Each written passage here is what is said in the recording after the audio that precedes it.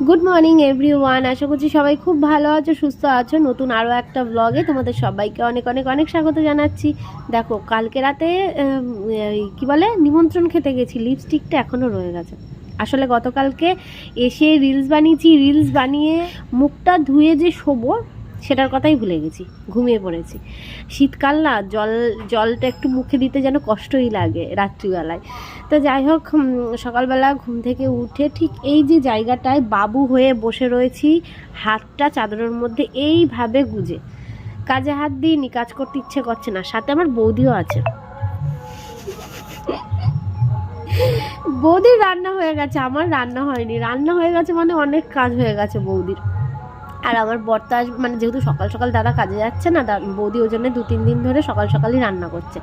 আর আমি হচ্ছে আমার বর কাজে চলে গেছে, ও আর আসবে দুপুরবেলার দিকে। তো দুপুরবেলায় রান্না করব, গতকালকে মাছ টাছ রয়েছে সেই সব। দূর থেকে ভেসে আসছে কীর্তন, দারুণ লাগছে। মানে আমাদের এই গ্রামে না, এদিক ওদিক থেকে যখন কীর্তনের আওয়াজ ভেসে আসে খুব ভালো লাগে, খুব ভালো লাগে।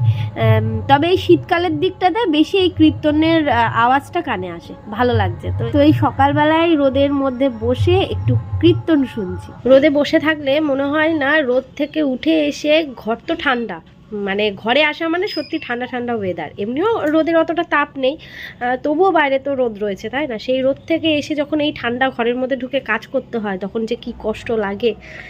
যাই হোক, এই যে কত জামা কাপড় রয়েছে, অলরেডি কিছু গোছানো হয়ে গেছে, আমি ভিডিও করতে ভুলে গেছিলাম। এ দেখো, এইগুলো গুছিয়ে ফেলেছি, শাড়ি গুছিয়েছি, এই শাড়ি গুছিয়েছি, এদিকে গুছিয়েছি, আর এইগুলো গোছানো বাকি রয়েছে। তো আর কিছু জামা কাপড় আনলাইন ভাঁজ করলাম আর শোকেসের এই জায়গাটাতে রেখে দিলাম। চলো এই জামা কাপড়গুলো ভাঁজ করি। আর বিছানা গুছিয়ে ফেলেছি, এই দেখো বিছানা গোছানো হয়ে গেছে একদম টিপটপ। বিছানা গুছিয়ে এই কাজগুলো ধরলাম। তো এটা করে নিয়ে তারপর ঘর বারান্দা ঝাড় দেবো, মুছবো। আর বাসন বলতে দুটো থালা রয়েছে। কালকেও যে সেই বেলায় খাওয়া দাওয়া করেছিলাম, বেলা বলতে বিকেল বেলায় খাওয়া দাওয়া হয়েছে। কালকে দুপুরের খাবার খেয়েছি আমরা বিকেলের দিকে, ওই মাছ ভাজা করে যে খাওয়া হলো। তো সেই দুটো থালা রয়েছে, কারণ ওই থালাটা ধোবো যে তখন দুজন আসলে আইব্রো করতে গিয়ে আমার আর মনে ছিল না। তারপর একটুখানি ওই লেপ কম্বলের মধ্যে ঢুকলে যা হয়, যখনই ওই লেপের মধ্যে বা কম্বলের মধ্যে পা দিয়ে বসি তখন আর উঠতে ইচ্ছে করে না। তো ওই দুটো থালাই আমাকে এখন মাজতে হবে। চলো তাহলে সাথে থাকো, আমার যে টুকটাক কাজগুলো রয়েছে সেইগুলো সেরে ফেলি, সঙ্গে থেকো। তোমাদের সাথে কথা বলার ঠিক কিছুক্ষণের মধ্যেই গান শুরু হয়ে গেল। আসলে আমাদের পাড়াতে বললাম না তোমাদের, কদিন ধরে বলেই যাচ্ছি, পরপর চলছে অনুষ্ঠান, পরপর দুটো জন্মদিন গেল, তারপর আজকে রয়েছে বিয়ে। হ্যাঁ, পৌষ মাসে এবার বিয়ে কেন সেটা এবার তোমাদের বলি। বিয়ে হয়েছে অগ্রহায়ণ মাসেই, একদম শেষের দিকে ডেটটা ছিল, কিন্তু তারপর যেহেতু রবিবার গেল ইতু পুজো, সোমবার আমাদের এইখানে অনেকেই নিরামিষ খায়, তো সোমবারে ছিল মনে হয় ষষ্ঠী, আর মঙ্গলবারেও অনেকে হয়তো নিরামিষ খায়। তো এই সব কিছু মিলিয়ে মিশিয়ে বুধবারে এখন বউ ভাতটা হবে, তো সেটারই আজকে অনুষ্ঠান, ঠিক আছে? তো নাহলে তোমরা হয়তো আবার কমেন্ট করবে যে রিয়াঙ্কা পৌষ মাসে আবার বিয়ে কিসের, তো তার জন্যই আমি তোমাদের এটা জানিয়ে দিলাম। গোছগাছ করা হয়ে গেছে, এবার যেটা যেখানে রাখতে হবে সেই জায়গাটাতেই এখন রেখে দিচ্ছি। আর শীতকালে সব ভাল লাগে, কিন্তু এই বিছানা কাঁথা বেশি হয়ে যায়, আর আনলাতে অনেক সোয়েটার চাদর জামা কাপড় বেশি হয়ে যায়, যেহেতু ধরো সকাল বিকেল সোয়েটার চাদর এইগুলো লাগেই, তাই না? তো এইগুলো ভাঁজ করতে করতেই যেন আমার বিরক্ত লাগে। শীতকালের এই ক্যাথা কম্বল চাদর সোয়েটার এইগুলো ভাঁজ করতে আমার ভীষণ বিরক্ত লাগে। আর এইদিকে তোমাদের দেখাই বক্সটা কোন জায়গাটাতে রাখা হয়েছে। তো কত জোরে জোরে গান চলছে, যেহেতু একদম পাশে। আর কি বলবো তোমাদের, টিনের ঘর, তো টিনের ঘরে এত টিনগুলো কাঁপছিল, মানে আর তার মধ্যে আমার মাথা যন্ত্রণা করছিল, আমার ভীষণ কষ্ট হচ্ছিল। যে আমার যেহেতু মাইগ্রেনের সমস্যা আছে, অতিরিক্ত আওয়াজ চিৎকার চেঁচামেচি নিতে পারি না, আর এত জোরে আওয়াজ হচ্ছিল। যাই হোক, কিছু করার নেই, ওদের বাড়ির অনুষ্ঠান, সেটা তো দেখতেও হবে, তাই তো ওই জন্যেই পুরো ব্লগটাই আজকে তোমরা ভয়েস ওভারেই শুনবে, কারণ আমি খুব একটা ভয়েস ওভার দিয়ে শুরু থেকে শেষ পর্যন্ত ব্লগ রাখি না, শুধুমাত্র এই গানের কারণে। তো এবার ব্লগ তো করতেই হবে, ব্লগ না করলেও তো আমার চলবে না, তাই না? তো তার জন্যে ওইদিকে গান চলছে চলুক, আর এদিকে আমার ব্লগও শ্যুট চলছে, কিন্তু তার মধ্যে শুধু তোমাদের সামনে এসে একটু কথা যে বলবো সেটাই নয়, হয়ে উঠছে না। ঠিক আছে, রোজ দিন তো আর সমান হয় না, তাই না? এখন বসে পড়লাম ঠাকুরের বাসন নিয়ে, ঠাকুরের বাসনগুলো মাজতে বসলাম, আর এই দিকটায় হালকা হালকা রোদ পিঠে পড়ছে, তো বেশ লাগছে জানো তো। তো এখান থেকে ঠাকুরের বাসনগুলো মেজে তারপর কলতলা থেকে ধুয়ে ঠাকুরের বাসনগুলো মাজা হয়ে গেছে, চলে এসেছি ঠাকুর ঘরে। আর কথা বলতে শুরু করেছিলাম, তখন একটুখানি গানটা বন্ধ ছিল, তারপরে দেখি আবার শুরু হয়ে গেল গানটা। যাই হোক, এখানে দেখো ফুলগুলো এত সুন্দর টাটকা রয়েছে। শীতকালে এটাই হয়, গাঁদা ফুলগুলো একটুও কিন্তু শুকিয়ে যায় না, মানে একদিন পুজো দিয়ে কিন্তু 3-4 দিন ফুলগুলো ভালো থাকে, কিন্তু সেই বাসি ফুল তো আর ঠাকুরের চরণে রাখাটা ঠিক না। তো তার জন্যে যতই ভালো লাগুক না কেন, ফুলগুলোকে এখন তুলে ফেলতে হবে, মানে নামিয়ে ফেলবো, দিয়ে তারপর মানে আবার যে ভালো ফুল আনা রয়েছে সেইগুলো দেবো। দেখো ঠাকুরের সিংহাসনের ওপর আমি প্যাকেটে করে ফুল রেখে দিয়েছি। আসলে আমি একটা পুরো ফুলের মালা নিয়ে এসেছিলাম, তো সেই ফুলের মালা থেকেই আমি ওই 2-4টে করে করে পুজো দিয়ে নিচ্ছি।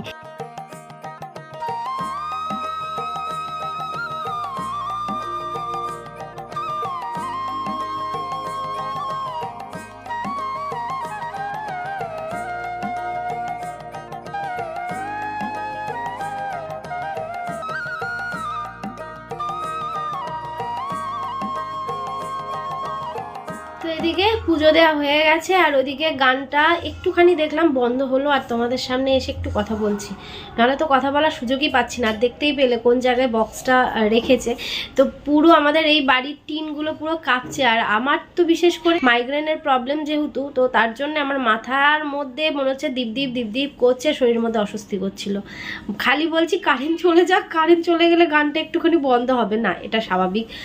আমি আমার সুবিধা দেখছি, কিন্তু তাদের বাড়ির অনুষ্ঠান, তারা তো আনন্দ করবেই, তাই না? আমার বাড়ির অনুষ্ঠান হলেও আমি এটাই করতাম। তবুও যে আমার শরীরটা খারাপ লাগছিল, এটার জন্যে মাথা যন্ত্রণা শুরু হয়ে যায় গো। আর এই মাথা যন্ত্রণা মানে কমতেই চায় না, জানো না। যাই হোক, ওইদিকে পুজো দেওয়া হয়ে গেছে, দরজাটা দিলাম।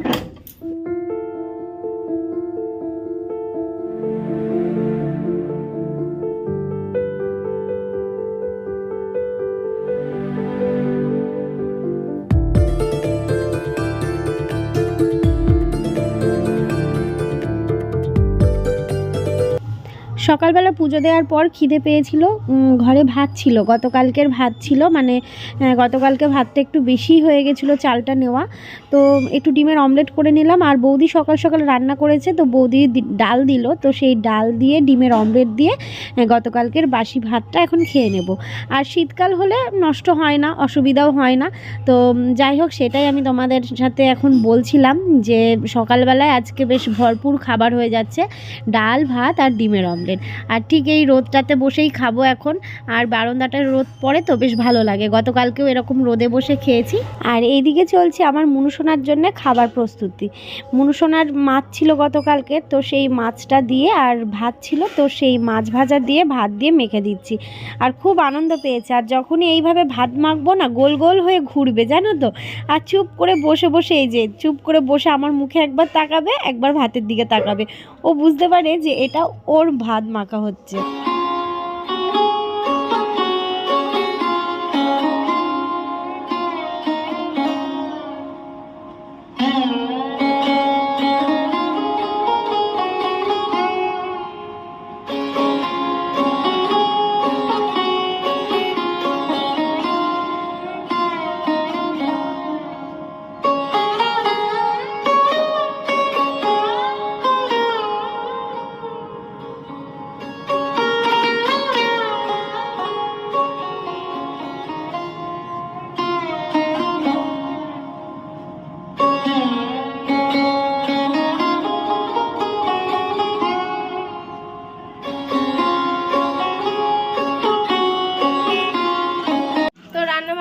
গেছে সিম্পল রান্না, মাছের ঝোল ভাত।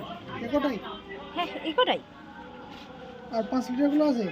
5 লিটারে একখানা নেই, নিয়ে যাবে নাকি একবারে? এগুলো ভালো করে ধুয়ে নিয়ে আসবো কিন্তু। হ্যাঁ ঠিক আছে, তাহলে 5 লিটারের ওটা দিয়ে দেবো। ও এই যে এই যে এই যে এই চলো টাটা। আমার বরের প্রত্যেক দিনের যা কাজ, মানে কাজ করে এসে জলের ব্যাগ নিয়ে জল আনতে যাওয়া ওর প্রতিদিনের রুটিন হয়ে গেছে।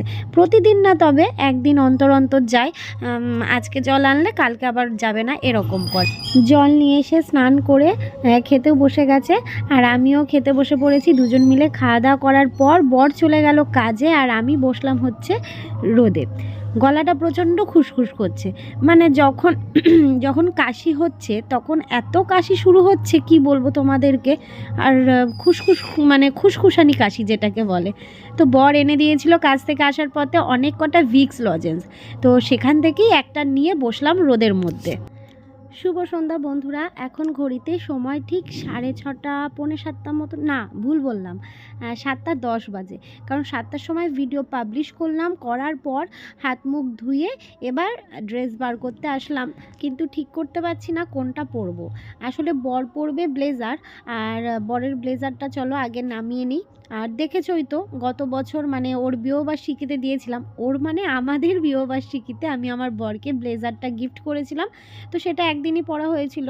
আর শীতকালে তো ব্লেজারই ভালো লাগে, তো বললাম তুমি ব্লেজার পরো। আর ব্লেজারের সাথে দেখো ম্যাচ করে না এই রানী কালার আর হচ্ছে ব্লু কালারের একটা কাতান ছিল পাশে, তো সেইটা ভালো লাগতো। কিন্তু সেটা বাদ দিয়ে আমি এই লাল হলুদ কাতানটাই বার করলাম, কারণ লাল হলুদটা আমার ভীষণ ফেভারিট। আর এইদিকে শাড়ি রয়েছে, এটা হচ্ছে গিফটের জন্য, মানে একটা সুতির ছাপার শাড়ি নিয়ে আসলাম বিয়েতে দেবো বলে। আর চলো এবার আলমারিটা বন্ধ করে দিই, তো সেজে গুজে নিই, তারপর নয় আসছি তোমাদের সামনে। তো বন্ধুরা আমি রেডি হয়ে গেছি, গান বাজছে বুঝতেই পারছো, এদিকে আমার বড় রেডি। আর এই হচ্ছে আমার পুরো লুক, ঠিক আছে? আর পরে করে পরিনি, এইভাবেই পরেছি। ভালো লাগছে? চলো তাহলে বেরোই, ঠিক আছে? সঙ্গে থেকে